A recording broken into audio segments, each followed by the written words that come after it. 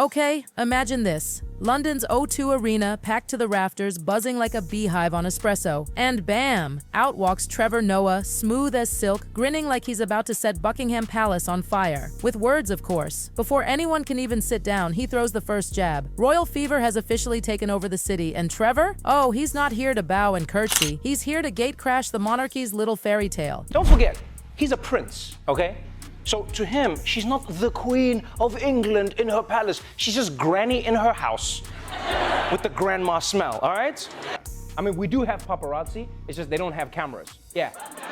It's just the guy running up to you like, I saw you, I saw you, I saw you, I saw you again, I saw you, I saw you. Harry, look at what you are wearing. I'm going to tell everybody, yeah? Wait, hold up. Their third date was to Botswana? I mean, normally on a third date, you might go to Red Lobster, but for a royal, you go to an entire African country? Wow. And he me good, I take his ass to Botswana.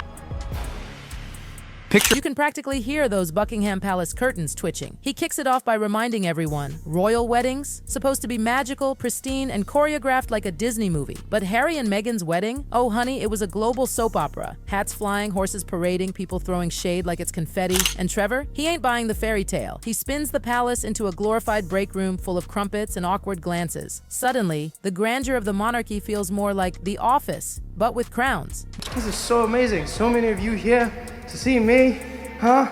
I feel like Meghan Markle. This is dope. Just when the chuckles are dying down, Trevor punches through the fluff. He paints Harry and Meghan like the world's weirdest rom-com couple. Meghan, black actress with a mom from Compton. Harry, ginger prince basically living off grandma. The crowd goes nuts. It's hilarious, yes, but also kind of brutally true. Being a member of the royal family has always been one of the sweetest gigs you can have. You get an unlimited budget for hats, there's always free crumpets in the break room, and let's be honest, most of your job is just waving. And then, boom! The tabloids enter. Long before Meghan even zipped up her wedding gown, those vultures were circling. Trevor conjures up this imaginary Uncle Bobby. Yes, the one who's so embarrassing he ruins everything. Suddenly, we're all picturing what the British media must have dreamed about. A scandal they could devour with morning tea. Her mom is black, his family's super white, she's an actress, he's on welfare. Like, it's so romantic. But Trevor's just warming up. He throws down a line so savage it halts the laughter in its tracks. The royal family is basically the Kardashians, with occasional executions. Mic drop. That one? A total bombshell. Meet Trevor's Uncle Bobby. I didn't even know I had an Uncle Bobby.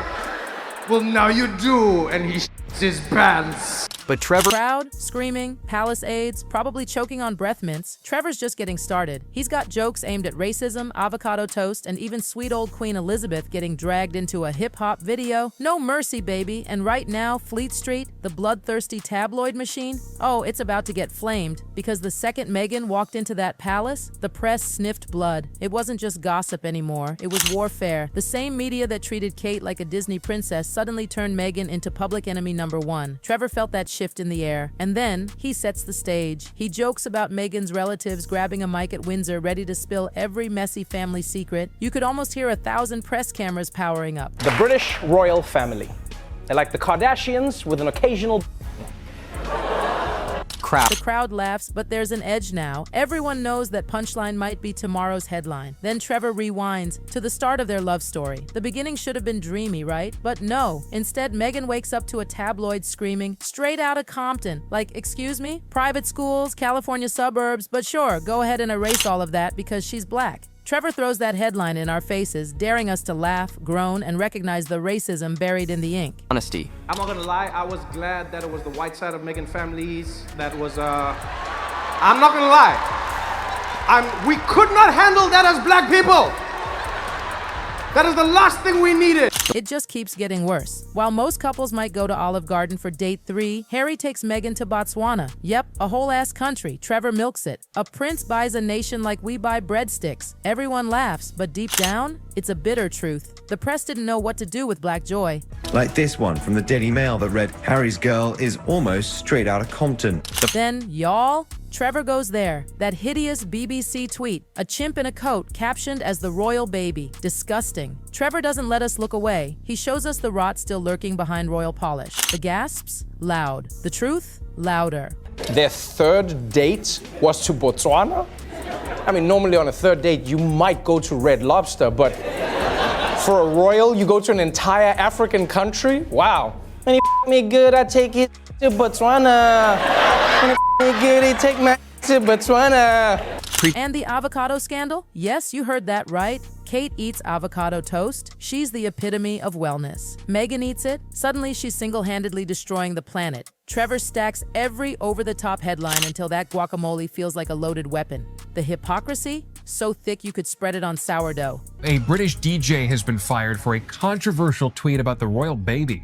The BBC's Danny Baker posted a photo showing a couple holding hands with a chimpanzee, and the caption read, "Royal baby leaves."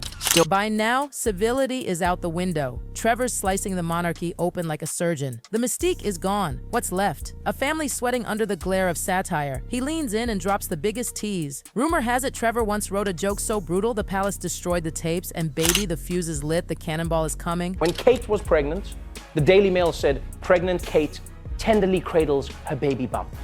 But when Meghan did the exact same thing, the headline was, why can't Meghan Markle keep her hands off her bump? Is it pride, vanity, acting? So after all the slaps of satire, the curtain lifts on the most bizarre, delicious scene of all. Windsor Castle, echoing with history, gets flipped into the backdrop for a baby reveal. Harry and Meghan, all smiles, tiny Archie swaddled in white. You'd think people would celebrate, but nope, the press is zooming in on one thing. How dark will the baby be? Let that sink in. Prince Harry and Meghan Markle have announced the name of the newest member of the royal family, their son Archie Harrison Mountbatten Windsor. But Trevor doesn't hold back. He mocks the media obsession with melanin math, as if Meghan's ancestry was going to hijack the throne like a Marvel plot twist. Remember the gospel choir, the black pastor quoting MLK? Oh, the tabloids lost their wigs. You'd think Buckingham had thrown a block party in South Central. Trevor rips that to shreds, pointing out how one cello solo suddenly got rebranded as a cultural revolution. Please. If you have a black person playing the cello, it's safe to say that you've canceled out the blackness of that event. Then, bam, Trevor crashes into the royal bedroom. Yep, he takes us there. Because before there was Archie, there was, well, blessed sheets and royal romping. The audience chokes with laughter as Trevor pulls the spotlight off the castle steps and right onto the sweaty reality of royal baby making. We're really overjoyed to welcome this pure little miracle, the result of our sweaty night of just raw #blessed. And if you thought that was bold, just wait. Remember that wedding sermon? The black bishop quoting civil rights under stone arches filled with powdered wigs and centuries of colonizer energy? Trevor paints the moment so vividly. You can feel the scepters clatter in shock, dukes squirming, marbled guilt melting, ancestral shame dripping down the walls like candle wax. The only weird thing in the wedding for me was they had a black pastor, right, African pastor, and this was like, it was weird in a good way. He started giving a sermon, and he started talking about Martin Luther King, and then he started talking about slavery. But Trevor, he's not done dragging the palace. He circles back to something truly unholy. Meghan eats avocado toast and suddenly, she's blamed for droughts, poverty, collapsing economies. Meanwhile, Prince Andrew, that guy is out here taking night walks with Jeffrey, freaking Epstein. And the media? Crickets. The hypocrisy is louder than Big Ben on Red Bull. Trevor lets it rip, layering every ridiculous avocado headline until you're drowning in satire and screaming for air. Balance. Prince Andrew's over here having sleepovers at Jeffrey Epstein's house, and the British press is like, Meghan Markle ordered guacamole! And then he drops a question so real it echoes, if brunch and race can send Britain into a media meltdown, and what happens when Meghan and Harry rip up the royal rulebook? Spoiler alert, they did. And the fuse? Oh, it's about to explode at Sandringham, so let's roll it back. Meghan's engagement hits the headlines. Royal PR scrambles like ants at a picnic. And guess who shows up to throw fire? Gina Yasher. She reads the room and tosses a line sharper than any sword in the Tower of London. The hysteria? Off the charts. Piers Morgan's ego couldn't even stay on the same continent. That's how loud it got. Oh, it's huge, Trevor. We haven't been this excited since Piers Morgan left for America.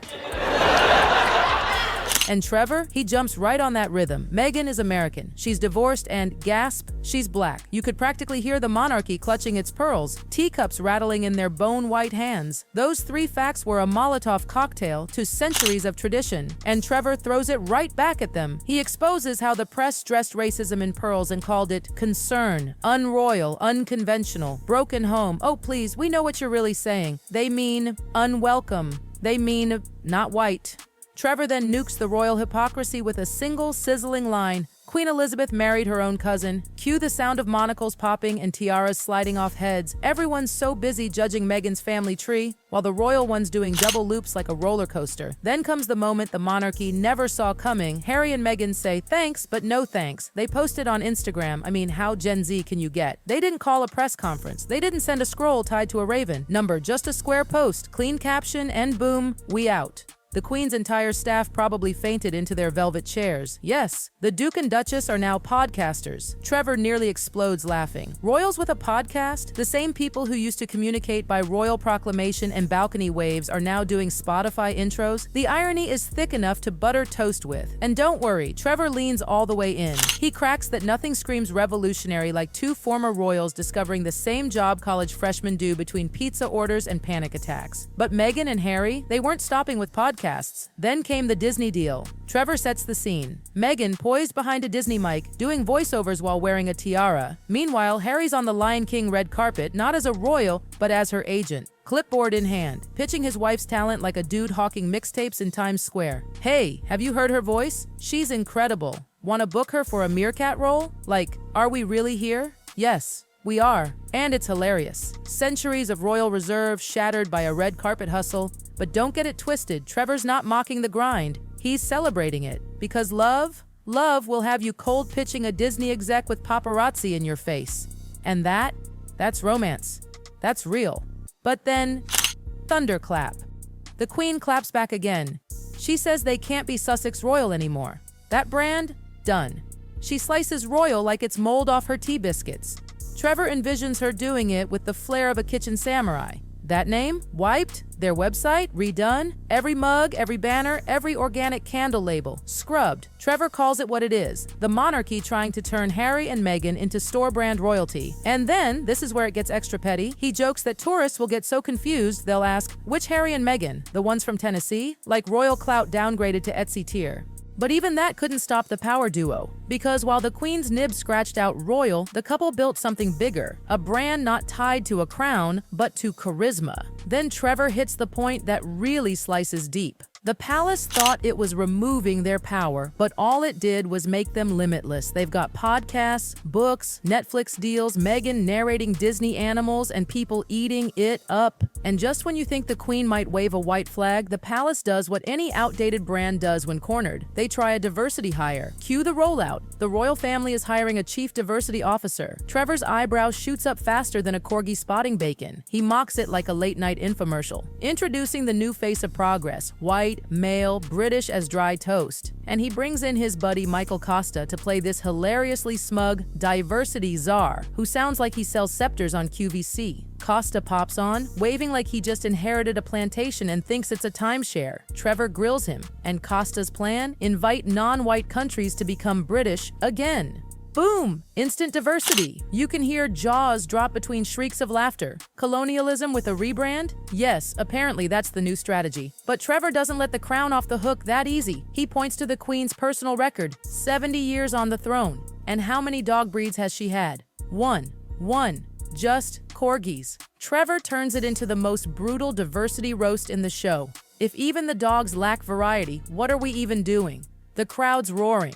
But Trevor zooms out to a bigger truth. He says, we love to imagine world leaders plotting world peace or climate action. But most of the time, they're hustling, begging for deals, scamming for clout. And the royals? No different.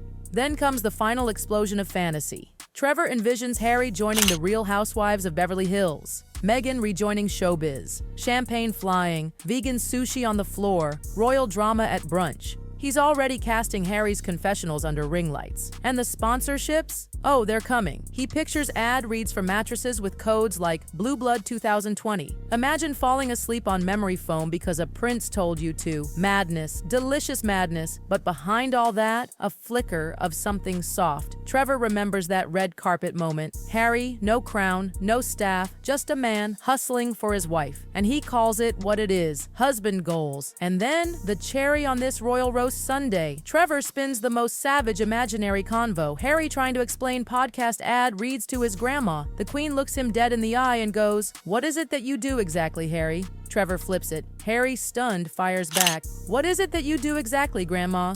Oof! The crowd howls. Even ghosts in Windsor probably laughed. Because in one sentence, Trevor boiled down the entire royal drama, not to history or duty or tradition, but to identity. And then he wraps it with one last crack of lightning. Britain, the genetics experiment. The royal family, once history's glittering elite, now the world's top exporter of black daughters-in-law. A monarchy being dragged into the 21st century, kicking, screaming, and losing Instagram followers by the minute.